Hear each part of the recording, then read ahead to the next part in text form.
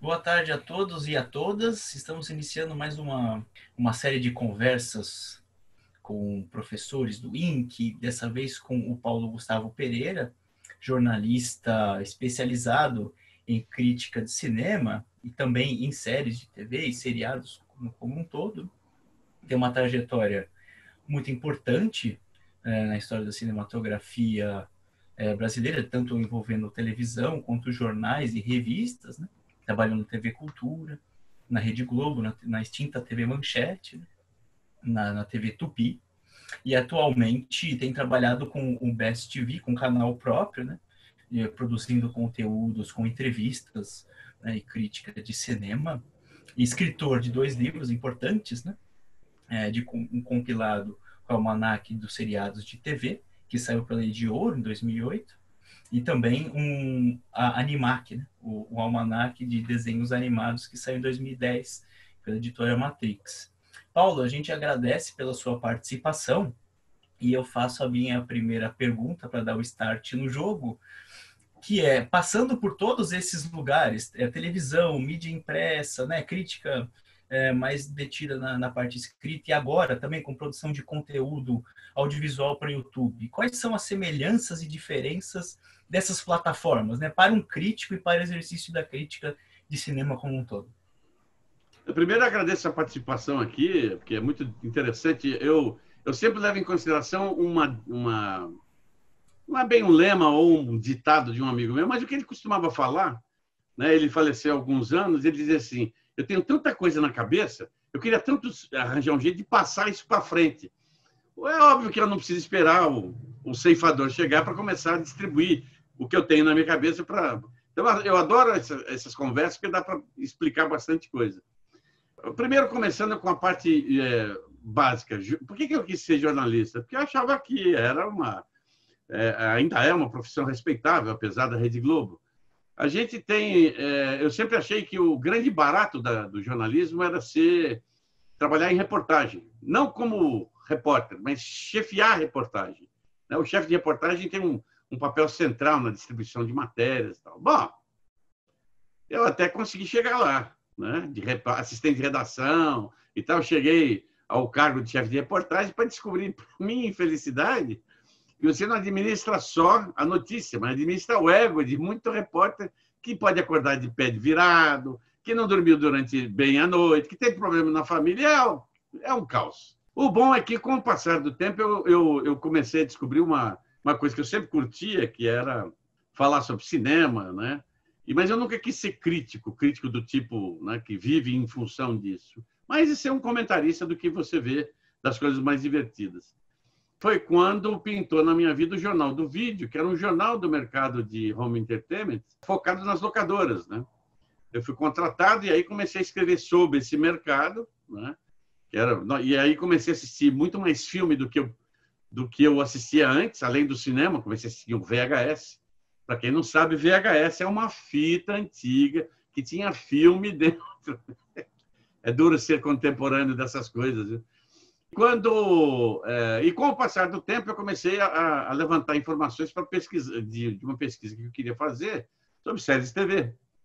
E demorou um bom tempo até sair o Almanac dos Seriados. Alguma coisa em torno de quase 20 anos pesquisando.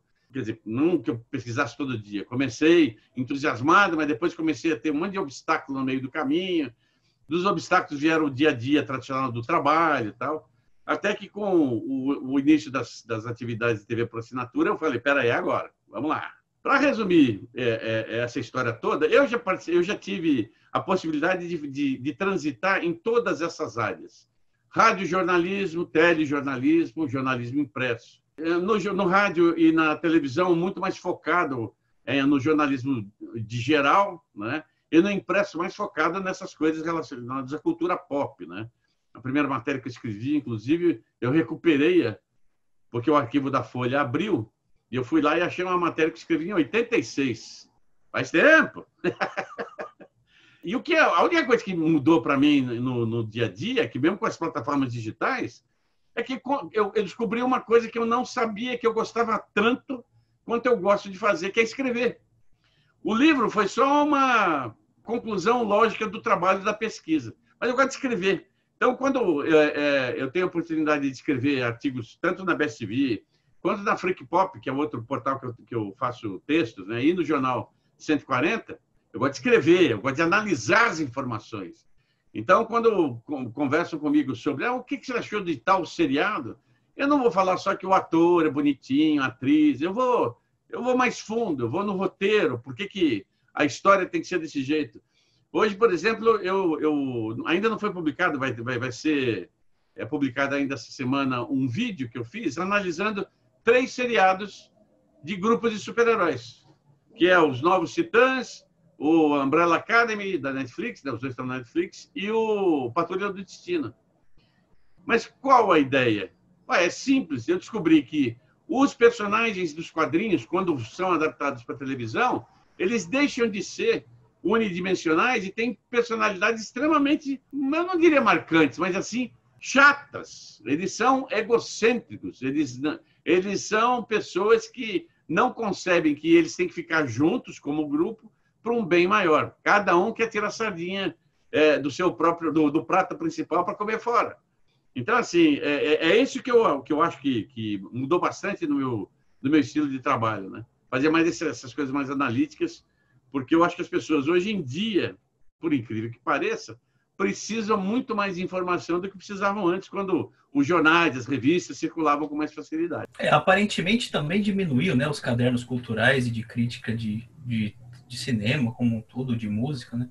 Foram minguando, né, dos debates mais públicos, né? Aí, pensando um pouco nessa ideia da série que você falou, trabalhar com série, qual que é a diferença? Eu acho assim, qual que é a diferença e semelhança de se trabalhar com um filme, né? Porque o produto o filme é feito para aquele momento e, sei lá, pode ter continuações ou não, e principalmente com, perdão, com heróis, tem os reboots, né? Mas a série é, num sentido mais amplo, ela tem várias continuações, vários núcleos, né, que vão se desenvolvendo, né? Quais são as características, principalmente de uma análise escrita e às vezes documentário propriamente dito, né? Para um filme e para uma série.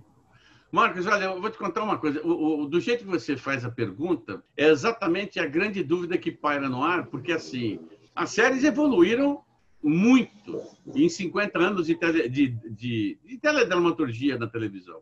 Então, por exemplo, nos anos 50 e 60, as séries eram assim, os episódios eram estanques. Dificilmente você tinha um arco de história envolvendo 3 ou 4 episódios com a mesma temática. Por quê? Porque naquela época, principalmente de onde vem todo esse material, dos Estados Unidos, existia um problema sério, porque não existia ainda o conceito de rede de televisão. Existia a rede, mas ela funcionava mais na base de várias emissoras com o mesmo nome, mas não que elas operassem com uma única transmissão gerada de um ponto para o resto dos Estados Unidos, por exemplo, ou como aconteceu aqui no Brasil nos anos 70.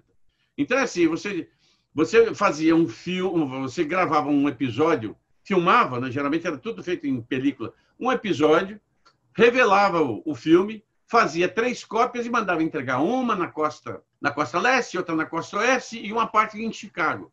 Por algum motivo que até hoje eu nunca entendi direito, mas também não faz nada. Por que eles não tinham esses arcos de dramaturgia? Porque no meio do caminho pode faltar luz. E se faltar luz, não tem esse papo de não esquenta a cabeça que daqui a meia hora tem de novo. Tá? Não. Se você perdeu aquele episódio e ele tem uma informação ali fundamental para você entender o resto da conclusão desse arco de história, um abraço. Esquece que isso não vai rolar. Porque ele só vai rolar se você continuar assistindo a série, quer dizer, deixar de assistir a série e pegar a reprise dela no intervalo entre uma temporada e outra. Porque as temporadas eram sempre desse jeito. Começavam em setembro, terminavam em maio, esse hiato até o início da outra temporada era a reprise normal. Então não se fazia mais isso. Foi a partir dos anos 80 começaram a perceber, né, principalmente através de um seriado maravilhoso chamado Hill Street Blues, que é uma série criada pelo Steve Bottico lá em 80, 81, onde não só você tinha arcos de uma história principal, que durava 4, 5 episódios, mas como também você tinha mais do que 4 personagens principais. Você tinha 7, 8. E todos eles, às vezes, um episódio focado em cima daquele cara, ou em função de 2 personagens, ou então em torno da delegacia inteira, que era a história do dia a dia de uma delegacia em Nova York. Aquilo já foi uma sacudida. A partir daí, várias séries, né? Por exemplo, Jornal das Estrelas, a nova geração, começou a ter arcos de história em cada temporada. As séries começaram a adquirir. Aí, no começo dos anos 90, vem o Arquivo X, com a teoria da conspiração gigantesca, que durou as 9 temporadas, independente dos episódios individuais. Então, o que acabou acontecendo? Cada série se transformou num pequeno, esses arcos de história, num pequeno longa-metragem. Então, você tinha o roteirista preocupado, vai acontecer isso aqui nesse episódio, mas aí eu posso esticar isso aqui com mais isso e dar 4 episódios. Então, é quase um longa-metragem de 2 horas e uns quebrados. Consequentemente, esse modelo foi evoluindo, até chegar no ponto que você tem roteiristas de cinema indo para a televisão e fazendo exatamente isso numa série. Então, tem 3 séries que quebraram esse paradigma. Eu adoro essa palavra. Vou falar de vez em quando aqui, paradigma. Que é Sex and the City, Sex and the City, Oz e A Família Soprano. Quando você analisa que elas são curtas, tem 10 episódios, 13 episódios por temporada, mas ela conta uma história do começo ao fim, que se você assistir ela inteirinha, parece um grande longa-metragem, né? Um filme épico, tipo Os 10 Mandamentos, junto com Ben-Hur, né? 8 horas de cinema. Agora, isso significa o quê? Que depois desse boom, vamos fazer mais. E aí o consumidor, o público em geral, não só o daqui do Brasil, lá de fora, o público em geral começou a querer mais coisas desse tipo, né? Coisas mais adultas, com temáticas mais aprofundadas, com personagens sem dimensão, sem profundidade, com personalidades marcantes. E aí a última evolução disso, né, é exatamente os canais de streaming. Os seriados que começou lá em 2013 com o House of Cards na Netflix. Porque não só a estrutura dele são 3 episódios contando uma única história, mas você tem a possibilidade de assistir todos, um atrás do outro, e não esperar uma semana diferente da outra. E aí é que vem o lado ruim da coisa, né? Porque se você sabe que você produz isso com seriados de 8, os seriados agora começaram a ter uma duração específica de 8, 10 episódios, raramente passam disso, né? Porque também descobriram que esse formato é muito bom em termos de produção. Você assiste e começa a perceber, e eu escuto isso direto, eu comecei a assistir tal série, mas, nossa, eu desisti no 2º episódio. Aí eu falo, mas acontece, isso é ruim, Pacas, né? Acontece que melhora a partir do 4º. Pô, se a pessoa no começo não ficou interessada, ele não vai ficar assistindo mais 3, né? Só para ver se pega. Ou seja, eu faço isso, eu sou obrigado a fazer, porque é uma questão de trabalho, né? Eu assisto algumas séries que estão falando muito bem lá fora, mas elas têm uma peculiaridade meio estranha. Eu assisto e falo, tá. Mas tem esse problema. Então, por exemplo, teve uma série que é Another Life, se eu não me engano, uma série de ficção científica, que fala de um objeto que chega na Terra, aí eles querem saber o que tem no objeto, mas ninguém sabe, aí organizam uma viagem até o ponto de referência no espaço, onde esse objeto foi visto a primeira vez, para levar uma tripulação para chegar lá e descobrir daqui o que aconteceu, né? Pois bem, a série, nos primeiros 5 episódios, é o festival de clichê.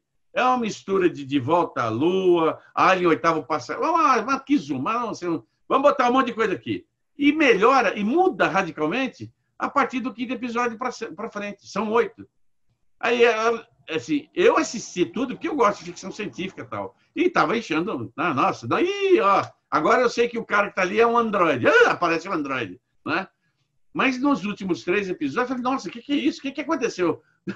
Deram um choque elétrico no roteirista, porque essa história não tem nada a ver com o começo.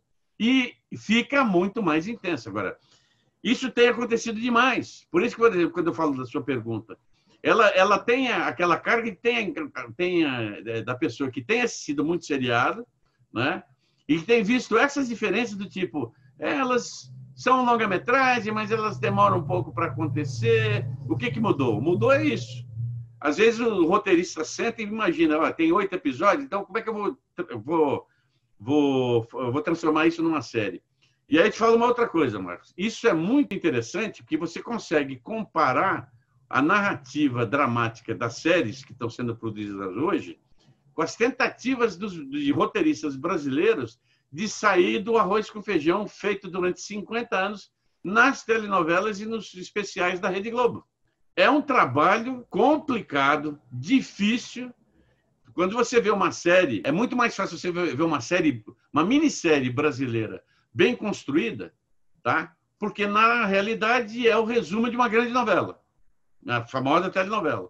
Só que construída de um jeito, com uma dinâmica diferente, para você poder mergulhar melhor na história. É o caso de Assédio, da Globo, sobre o tarado maluco lá, o Rogério Abdelmacid, né? O estuprador das mulheres. Você assiste aqueles, acho que são 10 episódios ou 8, tudo bem. Mas ela tem uma dinâmica, uma força dramática de cada personagem, com a história inteira, com flashback, que é muito raro usar flashback, né? Na dramaturgia brasileira. Ao mesmo tempo, você tem séries que têm uma ideia boa, mas elas demoram a acontecer, como a primeira série brasileira, 3%.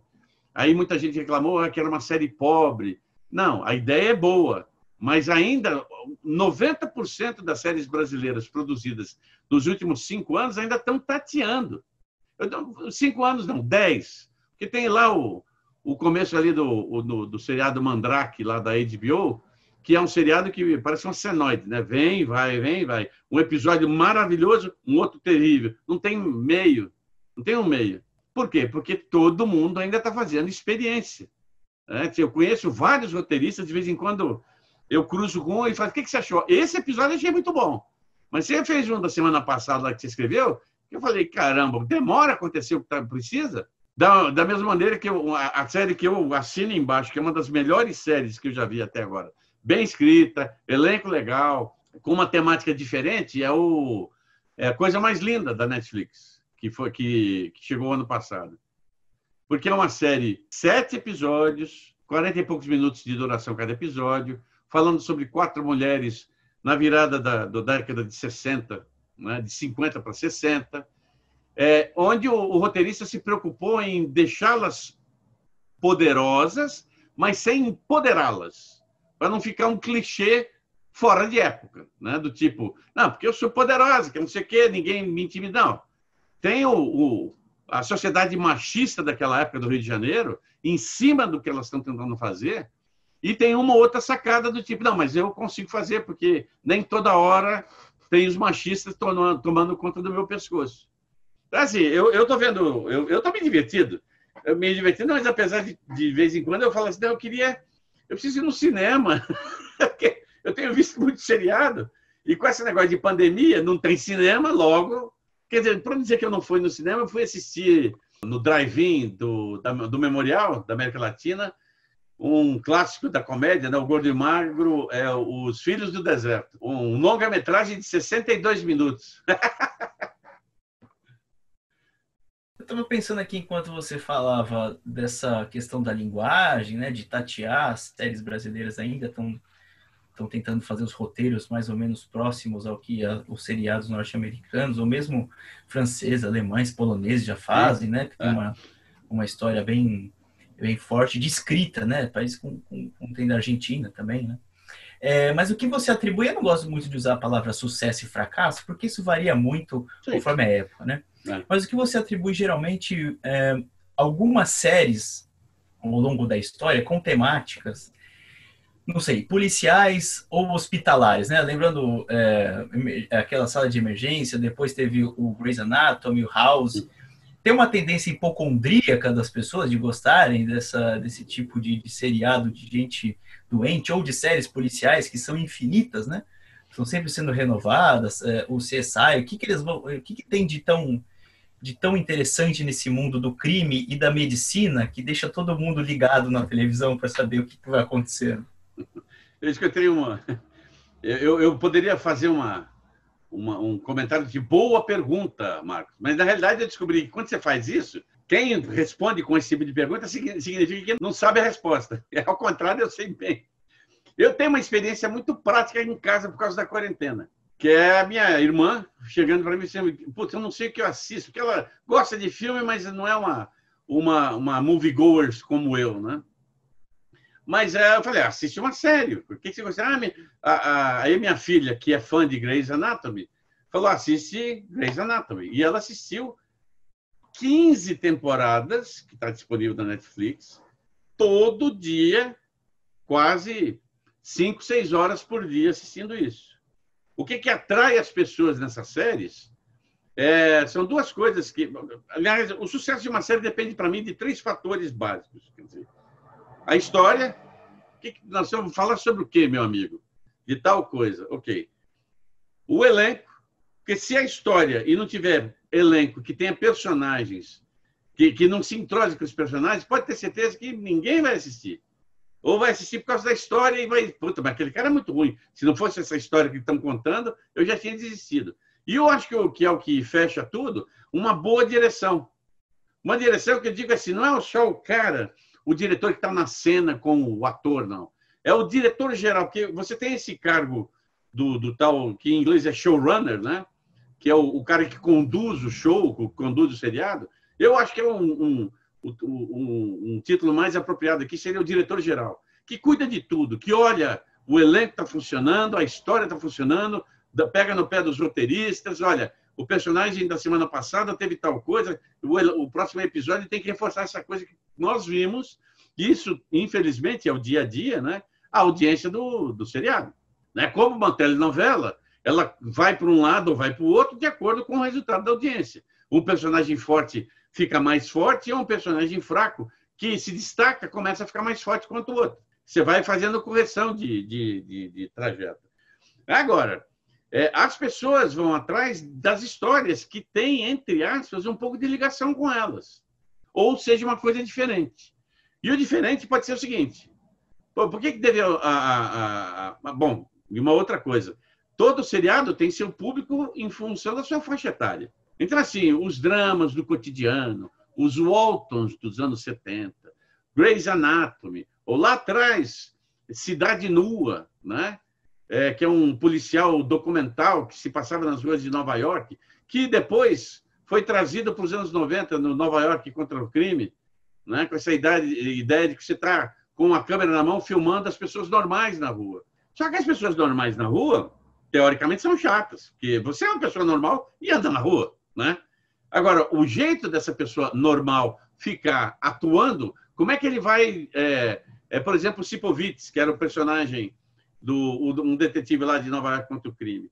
Era o cara mais humano que tinha na série. Ele via lá, ele chegava na cena de crime e, dependendo do que ele estava vendo, ele chorava. Peraí, onde um policial de Nova York chora? Da mesma maneira que uma das coisas que os produtores e criadores de séries deixaram de lado num canto é a vida útil de um personagem. Olha, esse personagem aqui é muito bom, mas para a coisa que nós estamos imaginando da série, tem que matar ele. E ninguém teve mais... E todo mundo fala, não, porque Game of Thrones mata personagens principais a cada temporada. Vocês não sabem das histórias que aconteceram em vários seriados. Por exemplo, no L.A. Law, né, que tinha durante uma temporada inteira, tinha uma chefe do escritório que pegava no pé de todo mundo, era uma mala sem alça, um personagem maravilhoso. Mas o resultado da audiência foi assim, mas nós não vamos aguentar fazer ela uma segunda temporada, não porque a audiência pediu, mas porque ela não tem um encaixe para a próxima temporada. Porque como é um escritório de advocacia que entra e sai, tem caso para lá, tem caso para cá, o personagem dela, depois dessa temporada que ela surgiu para resolver um problema e foi resolvido, não tinha mais utilidade. Mas ela não pode voltar. Então nós vamos fazer o quê? Vamos matar ela. Então é a cena mais bizarra que eu já vi numa série. E me assustou quando eu assisti, né? Ela está, no final do episódio, ela está conversando com um dos sócios, batendo papo. Não, então, mas amanhã eu vou resolver esse problema. Ela abre o elevador não tem nada, ela cai no posto do elevador. Falei, pô. Da mesma maneira que tem atores que não querem mais fazer séries, né? Eu lembro a coisa mais, sinceramente, colocada nos anais da história da televisão, que é o Dallas. O Patrick Duffy não estava mais com paciência e saco de ser o bonzinho da história lá do Dallas, né? Então ele queria sair. Fez um acordo com os produtores, para dirigir vários episódios. Né? Ele é um bom diretor. E o último episódio com ele, que é final de uma temporada, ele está saindo da casa da Pamela, né? Que é a mulher, a ex-mulher dele, que ele está voltando, né? Aquele drama, aquela coisa, eles passaram a noite juntos. Ah, que legal, no próximo episódio eles vão estar juntos. Quando ele sai de casa, a meia-irmã dela passa em cima dele, com uma Corvette. Bom, acabou, morreu, né? Poxa, que triste. Mas ok, beleza. E aí, sim, entra o fator público. O público, num primeiro momento, achou, nossa, que chocante e tal. Mas, no segundo momento, falou assim, mas peraí, o Bob Ewing era o cara que ficava na balança do Júnior, né? Que o Larry Hagman fazia o melhor vilão da televisão. Ele era um filho da mãe. Quer dizer, se você não tem... A balança não pode pender só para um lado. Mesmo que você coloque alguns outros personagens para tentar equilibrar o esquema dramático, ele é muito mais forte. Não é tão fácil assim. E aí veio a grande sacada, que eu nunca vi alguém falar uma coisa tão idiota na minha vida, mas funcionou. No final dessa temporada, né, que o Bowen tinha morrido, a Pamela, durante alguns episódios, acaba se apaixonando por uma outra pessoa, casa com ela, e ela está na noite de núpcias. Aí ela acorda de manhã, vê que tem alguém tomando banho no chuveiro, ela abre a porta do banheiro, quem está lá? O Bob Ewing. E fala assim, oi, querida, bom dia. E acaba a temporada. Peraí, como é que é? O cara morreu. Ele morreu, caramba! Que cacete! Bom, podia ter qualquer tipo de explicação, mas a explicação que eles encontraram foi a mais fácil e a que dava menos dor de cabeça, por mais ridícula que fosse. A temporada inteira foi um sonho da Pamela. Falei, como é que é? Eu já vi vários vídeos dos produtores explicando isso. Por quê? Porque não tinha como resolver. O cara morreu. Porque se o atropelamento dele não é daquele tipo, atropelou e ele fica em coma durante... Não, ela passou em cima dele 2 vezes. Ele morreu mesmo, gente. Não vai ter volta. Então, assim, quando você vê essas coisas funcionando, a série tem a grande vantagem que a série tem ela tem longevidade. Até pouco tempo atrás, só tinham 2 séries que tinham uma longevidade que bateu recorde. O Gunsmoke, que é um seriado dos anos 50 e foi até os anos 70, 20 temporadas. E em 90 tem o Lei e Ordem, né? O primeiro seriado policial que, na primeira meia hora, é o crime, a segunda meia hora é o julgamento do suspeito do crime. Né? Durou 20 temporadas. E tudo ia bem, e as séries começaram a ter essa longevidade. Eu estou assistindo a 15ª temporada e última do Supernatural. Smallville, que era um seriado sobre super-herói, durou 10 anos. O ER, que é essa história toda de médico, ficou 15 anos no ar. E agora, para minha surpresa, a NCIS foi renovada até a 20ª temporada. Lei e Ordem, Unidade de Vítimas Especiais, chegou à 20ª, passou a 21ª, vai estrear a 22ª e foi renovada para a 20ª, 25 anos no ar. E só consegue fazer isso, primeiro, os roteiristas são muito bons, porque criam histórias que fazem você ficar na frente da televisão, independente desses 20 anos, dessas décadas. Os personagens são fortes, mas não são fortes o suficiente para continuar na série. Quando eles saem, geralmente eles saem porque eles querem, o personagem foi promovido, se aposentou, então tem um episódio de tchau, foi legal e tal, e a série continua, né? Por causa da riqueza do coisa. E quando você quiser interromper, interrompe, porque eu costumo falar demais. Não, é que eu não queria tirar o fluxo de pensamento, né? Mas tirando esses exemplos, né, mais ligados à medicina e ao policial, e pensando nesse tripé que você mencionou agora, né, direção, roteiro e elenco, qual série, assim, desses 10 últimos anos, ou 5 últimos anos que estejam mais ligadas ao streaming, né, tanto da Amazon ou da Netflix, você tem para comentar como, às vezes, curiosidade, né? Tanto uma curiosidade positiva quanto uma curiosidade negativa, né? Porque, às vezes, se espera muito de uma série, né? O Hannibal foi isso, se esperava demais e, de repente, ela patinou e agora estão tentando ressuscitar. Vamos ver o que vai acontecer, né? Mas é a culpa do Filler, né? O roteirista e criador da série. Eu esqueci o primeiro nome dele. Eu sempre confundo com o Dennis Filler, mas não é. Todas essas séries, elas são importantes porque trazem uma coisa nova. Né? Eu até 3 anos atrás, eu sempre tinha uma política de assistir o primeiro episódio de todos os seriados, para ver se eu gostava ou não. Eu geralmente cruzava os dedos para não gostar, porque senão era mais uma para assistir.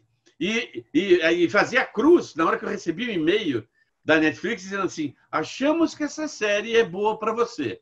Eu falava: não, pelo amor de Deus. Bom, existem, por exemplo, uma das coisas legais dessa história da Netflix, que você até tocou no assunto da variedade de séries que nós temos de vários países, e quanto mais eu assisto séries de outros países, mais eu fico impressionado com a dramaturgia rica de todos eles, né?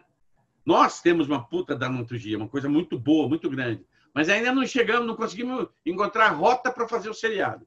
Novela, teatro, filme, muito bom. Mas o seriado ainda está patinando, ainda vai conseguir chegar, vai demorar um pouco, mas vai. Mas eu vejo experiências assim muito interessantes.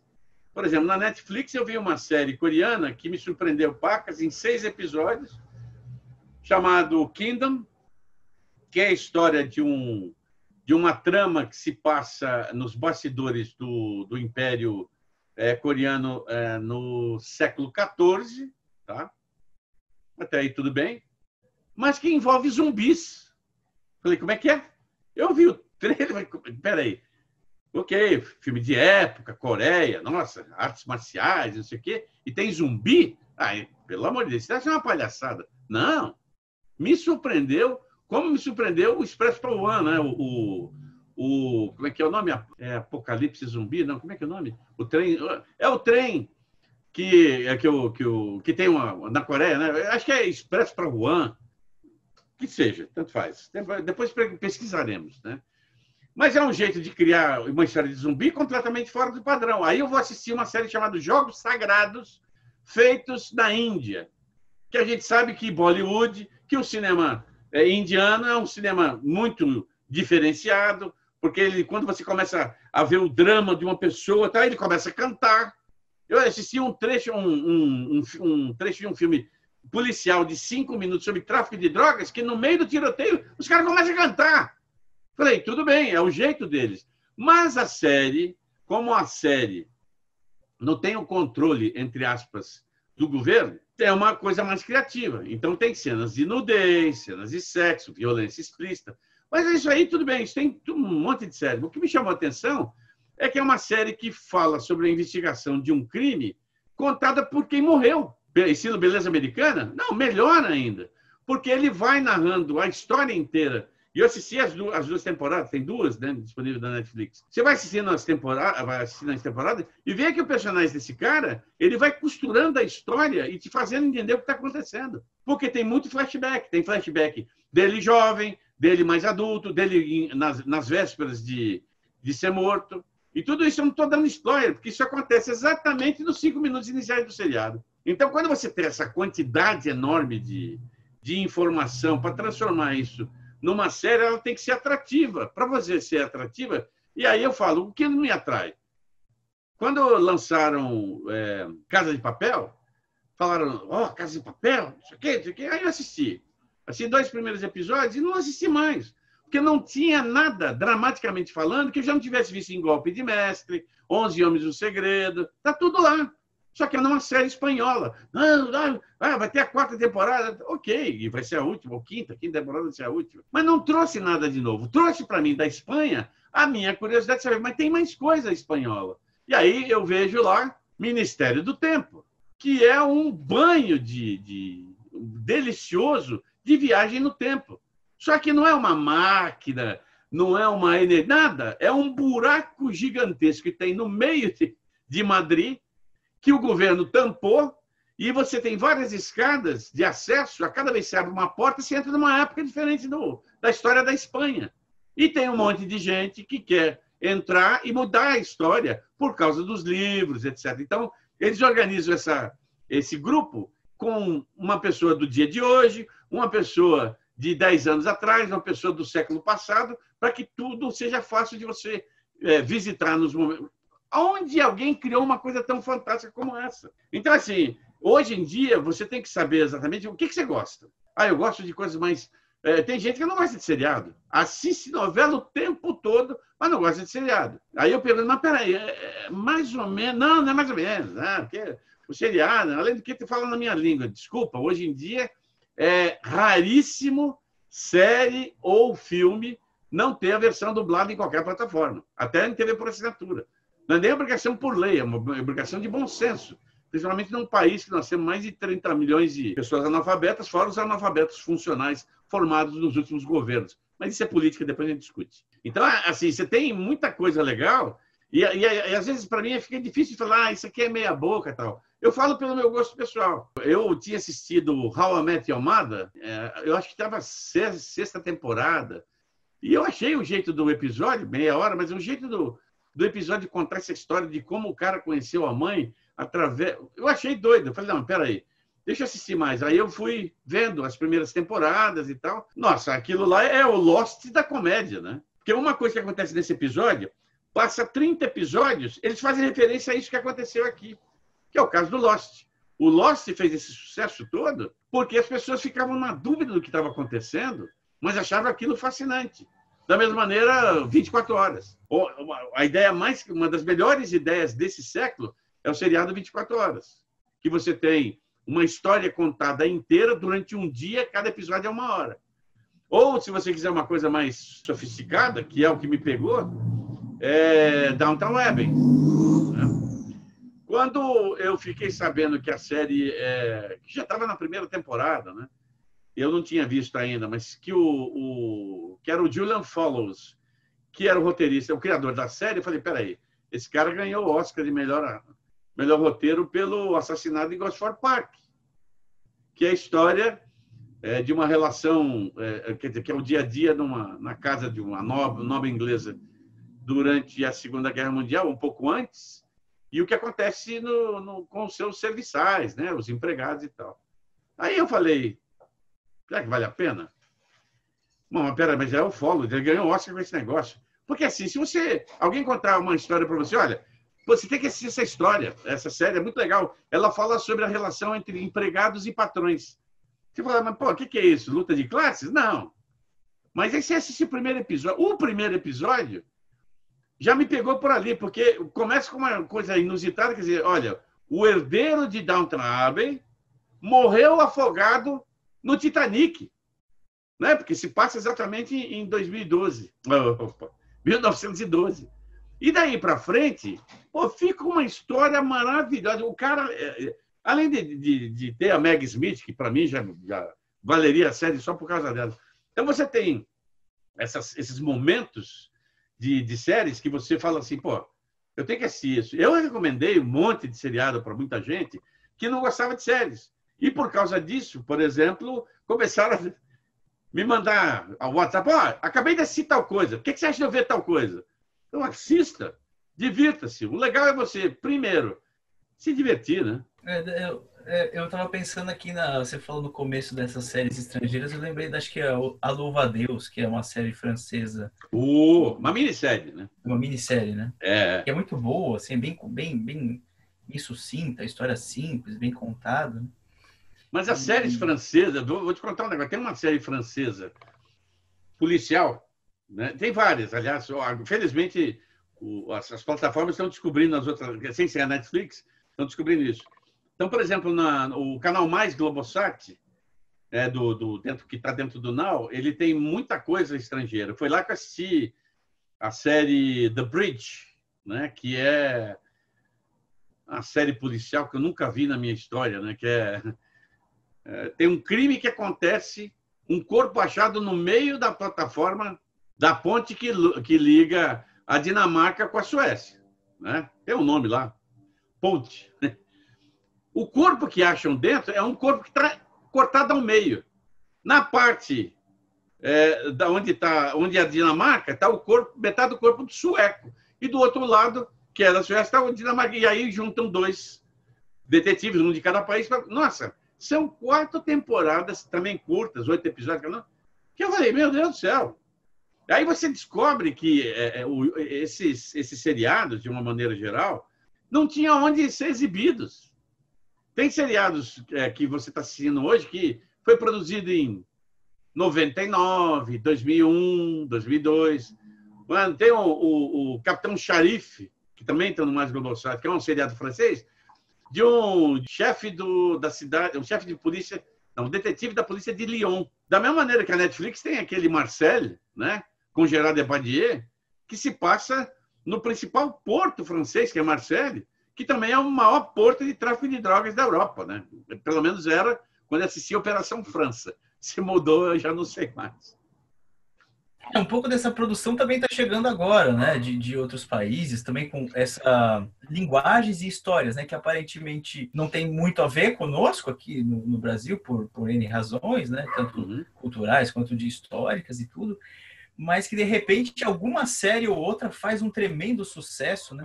De forma mais inexplicável, que é o caso agora do Dark, né? O Dark exatamente. Virou uma seita, né? O pessoal... Mas você sabe, uma coisa que aconteceu que divertido no Dark, assim, também eu recebi o aviso da Netflix. Eu peguei e assisti. Viagem no tempo de uma forma diferente. Ou seja, você vai atravessando os portais daquele túnel e vai saindo numa outra época. Eu terminei a primeira temporada fascinado com a história. Falei, nossa, os caras conseguiram fazer um quebra-cabeças e montar ele de uma maneira muito inteligente. Mas aí depois eu vi que acho que só eu que saquei algumas coisas muito básicas da história, né? Também porque eu gosto de ficção científica. Porque eu vi vídeos e vídeos explicando Dark, 30 minutos dando todas as coisas, mostrando a árvore genealógica. Mas, meu Deus! E outra coisa, na minha opinião, do Dark, é a mesma coisa do 13 Reasons Why. 13 razões para a menina, por que a menina morreu, se cometeu suicídio. Né? Para que tem que ter mais temporada? A história está resolvida ali. E as outras histórias, as outras temporadas, não resolveu nada, não acrescentou nada dramaticamente para a história principal, da mesma maneira que o Dark. Eu já estou na metade da segunda temporada, estou pensando em desistir, porque não teve nada de retumbante que justificasse ter mais do que a primeira temporada, de ser uma minissérie. Por exemplo, você tocou no assunto da Louva a Deus. A Louva a Deus é fantástico, porque fala sobre uma serial killer, tá? Que matava homens e tal, e que o filho dela ficou afastado dela, e ele é policial. E hoje ele está investigando um crime muito parecido com o que a mãe cometeu. Então, o que ele tem que fazer? Ir conversar com a mãe, para saber quem é que é o copycat, né, que os americanos dizem, que está fazendo a mesma coisa. Só que daí, tirando o lado investigação policial, cria um drama pessoal, mas assim, maravilhoso. Que dois personagens, foi além do quê? Como é que é o nome dela? A atriz? Juliana Binoche, não. Ela fez o filme do 007. Caroline Bouquet. Nossa, já tem ela, né? O outro cara, que eu não conheço muito bem, mas é um ator de 30 e poucos anos e tal. Os dois fazem um tour de force, só para citar francês, né? Tour de force. Fazem uma dupla lá, principalmente quando eles estão juntos, que é de arrepiar. Então, assim, precisava ter uma continuação só se, de repente, quisessem fazer, como tem uma série americana que eu ainda não vi, mas é sobre isso, chamada The Prodigal Son, o filho pródigo, que é sobre um analista de perfis de criminosos, né, do FBI, se eu não me engano, só que ele é filho de um serial killer que está vivo. E aí o que ele faz? Ele está investigando uns negócios, ele vai lá conversar com o pai. Mas eu imagino que eu não sei, é uma série meio doida, né? Porque o filho do serial killer se consultando com o pai, só tem louco para tudo aqui. Acho que dessa estratégia para a ficção, ela funciona bem, né? Mas eu tenho acompanhado um pouco dessas séries documentais e elas têm um pouco dessa linguagem da ficção, de deixar aquele gancho, né, para o próximo episódio, embora trate de assuntos que às vezes são perturbadores, né? Eu lembro daquelas fitas do Ted Bundy, né, que a Netflix colocou, e também aqui do Brasil, que na verdade é uma produção inglesa sobre os bandidos na TV, né, daquele apresentador que era envolvido com milícias, não sei se é na região da Amazônia. Não, mas fizeram um seriado que passava no Space, chamado, acho que, Pecado Original, Pecado alguma coisa, que mostrava exatamente esse cara, que era um apresentador de um programa desses, tipo Ratinho, lá na região norte, acho que em Belém ou em Manaus, e ele, para aumentar a audiência, mandava os traficantes causarem todo aquele buchicho todo. Aquilo transcende a minha capacidade. O que eu acho legal é, por exemplo, pegar temas que já foram explorados de uma maneira e trazer eles para uma espécie meio documental nos dias de hoje. É o caso, por exemplo, do Projeto Livro Azul. É um seriado dos anos 70, 80, por aí, sobre uma área de investigação da Força Aérea Americana sobre objetos voadores não identificados. Né? Eles investigaram, era o pessoal da Força Aérea, mais um cientista, né? Eles investigaram 13 mil casos desde 1947, com o negócio do disco voador lá em Roswell, lá no Novo México. E de todos esses casos, ficaram 100 e poucos sem solução. Do tipo, ninguém consegue encontrar uma solução plausível. Aí o canal History produziu uma nova série, 2 temporadas, só que eles agregam um pouco da famosa teoria da conspiração, que o governo americano sabe de tudo, mas não revela nada. E é muito bem sacada, inclusive. É pena que, acho que também não durou muito, porque quando você tem uma história que não resiste há muito tempo, não adianta você ficar esticando, né? Deixa ela terminar naturalmente, que a coisa vai funcionar. Nós temos uma pergunta da audiência aqui, Paulo, para você falar um pouco sobre Star Trek, né? Aquela grande batalha até hoje. Star Trek, Jornada nas Estrelas, Star Wars. Você que gosta de ficção científica, tinha o Perdidos no Espaço, né? Daquele robozinho que ficava falando, né? Perigo. Mas olha que interessante, Perdidos no Espaço tem uma versão nova, feita na Netflix, produção original, que tem uma coisa muito curiosa sobre produções, né?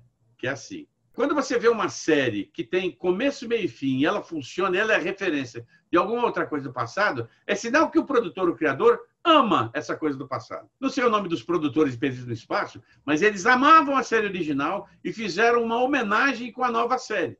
Eu sei que eu gosto muito da série e eu tenho restrições à série original, porque eu não aguentava o Dr. Smith.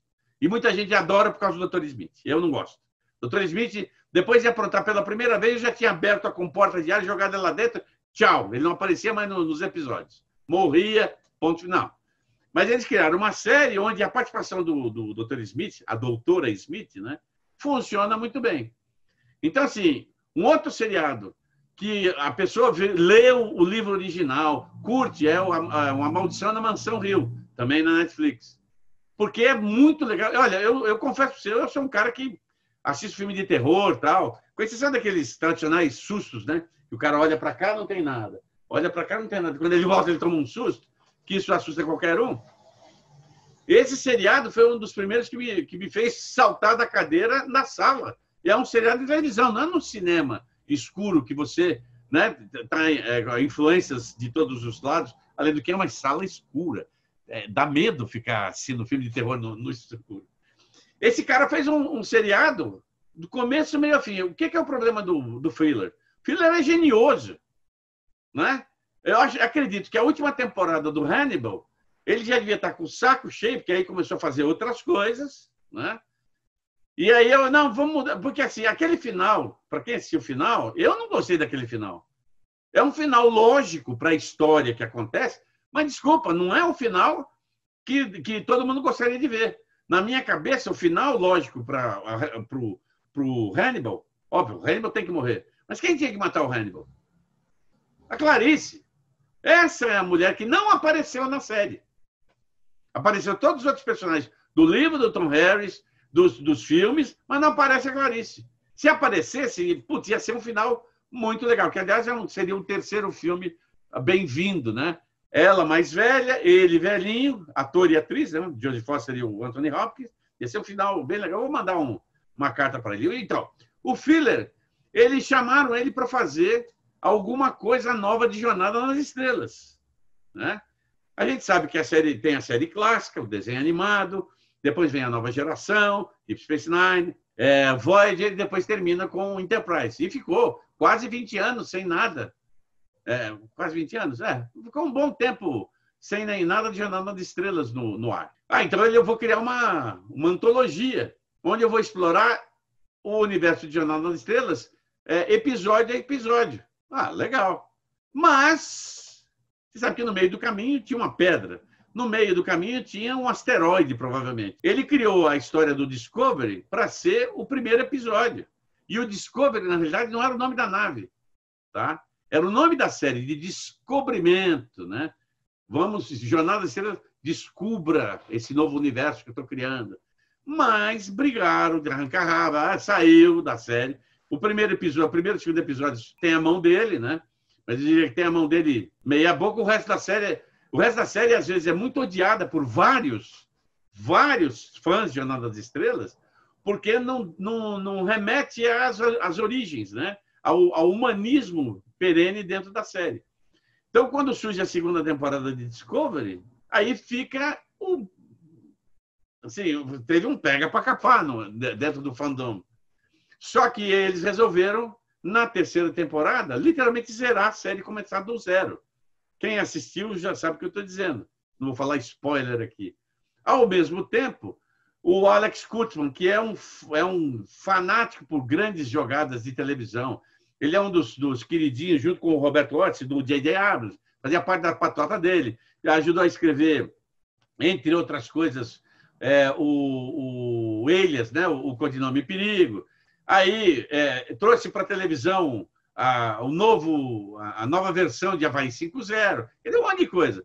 Então agora ele é o encarregado da área do CBS All Access de Jornada nas Estrelas. Então ele autorizou Picard, né? Trouxe o Sir Patrick Stewart para fazer o Picard, que era o comandante da nave Enterprise em Nova Geração, uma série de 8 episódios. Desde o começo eu falei, essa série tem tudo para ser um sucesso, e foi, apesar de muito fã não gostar. Né? Tem uma nova série baseada no que aconteceu na segunda temporada de Discovery, que vai ser lançada assim que terminar a pandemia. Essa semana sai um desenho animado, uma comédia, chamada Lower Decks, né? Os alas inferiores de uma nave espacial, e no ano que vem vai ter um segundo desenho animado, fora outros 3 seriados. Então, Jornada das Estrelas não é por causa disso que vai ser esquecida. Né? Pode ser a polêmica para lá e para cá, mas com certeza tem muita história ainda para contar. Paulo, nós estamos nos 5 minutos finais. Eu agradeço pelo bate-papo e aproveitar para você comentar um pouco do curso que você vai dar pelo INC, né? Eu sempre digo que você tem que sempre partir de um lugar comum para fazer as coisas. Né? E eu tenho notado que, infelizmente, a internet tem o seu lado bom de difusão, e difusão do bem e difusão do mal. Né? E existe um grande problema quando você assiste uma série e quer comentar sobre ela, que muita gente comenta, é que nem assim, o novo crítico de cinema.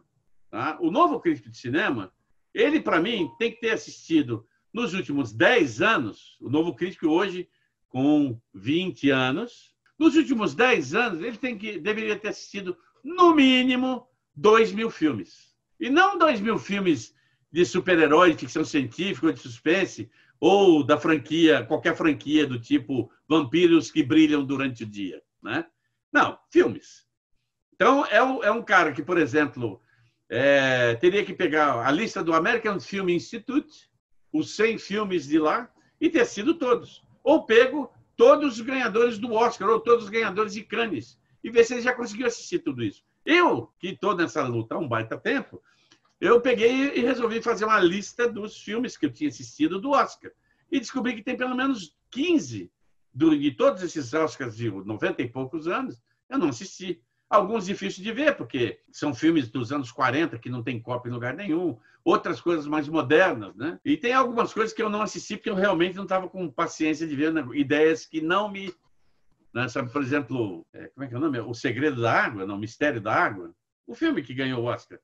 Né? A Forma da Água. Porque eu falei assim, peraí, esse filme já existiu. Esse filme chamava O Monstro da Lagoa Negra. Quer dizer, não tem nada de novo para mim. O fato de ter um romance entre a criatura... Desculpa, bestialismo não faz o meu gênero. Então, foi por causa disso, vendo comentários de vários filmes e vendo comentários de várias séries, sem substância, porque assim, não adianta você falar se é bom ou ruim. Aí eu gostei ou não gostei. Não. Você tem que. Eu sou muito da escola americana de crítica, que é assim: você fala o que é o produto. O que é? É um filme que tem isso, tem aquilo outro. E depois que você deu o parecer geral do que é a obra, aí lá embaixo, no final, você fala assim: mas tem o problema que no roteiro tá não sei o quê, ou tem um furo do personagem principal que. É como eu fiz o meu comentário sobre as 3 séries de super-heróis. São grupos, tá? Mas os indivíduos são muito chatos. Eles são muito, muito cheios de mimimi. Então, é óbvio que se você pega uma série que logo de cara está tudo 100%, você não vai chegar até o final porque é chata. Não tem nada de novo. Então, assim, a ideia desse papo, desse curso, é mostrar aonde você tem que se informar, de que forma você pega essa informação e transforma isso numa linguagem que a outra pessoa vai entender que você não está obrigando ela a assistir, você está dando uma dica que você pode seguir ou não. É a mesma coisa. Olha, tem classificação indicativa, não tem? Tá. Então, às 10 horas da noite, vai passar um filme que eu estou louco para assistir, mas meu filho de 9 anos não pode assistir. Qual o procedimento correto? Dar uma surra no moleque e botar ele para dormir. Vai, mãe, você tem aula, garoto? Não, não é isso. É piada, tá? Não, você tem que mandar ele dormir, para você poder assistir. Ou não. Você deixa ele na sala e não assiste nada. Então, assim, qual que é a ideia? A ideia é você ter assim, base, instrumento e informação suficiente para, sim, claro, emitir a sua opinião, ter a sua opinião a respeito daquela obra sem dor de cabeça, do tipo, mas você falou isso, mas não é tudo isso. Porque as pessoas são sempre críticas, né? E hoje em dia, com a facilidade de você criticar qualquer coisa a qualquer hora, por isso que tem o pessoal do Supremo querendo cortar todo mundo que faz crítica demais, principalmente para eles, né? Bem, Paulo, obrigado pelo bate-papo. Eu acho que foi bem interessante, né, os pontos de vista. A gente tentou abarcar tudo como funciona, né? Às vezes a ideia da crítica, dependendo da plataforma, acho que a gente chegou em todos esses lugares. E faço o convite, né, aos interessados e interessadas para se inscreverem no curso do Paulo e aprenderem com a mão na massa, né? Porque não adianta ficar de achismos e não ver os filmes. Tem que assistir os filmes para poder aprender alguma coisa. Né? Exatamente. E ainda mais agora que, por exemplo, no YouTube, é impressionante. Eu consegui achar um monte de filme no YouTube que é de graça, dos anos 40, dos anos 50, seriado que nunca mais passou no Brasil, tem lá pelo menos 1 ou 2 episódios, né?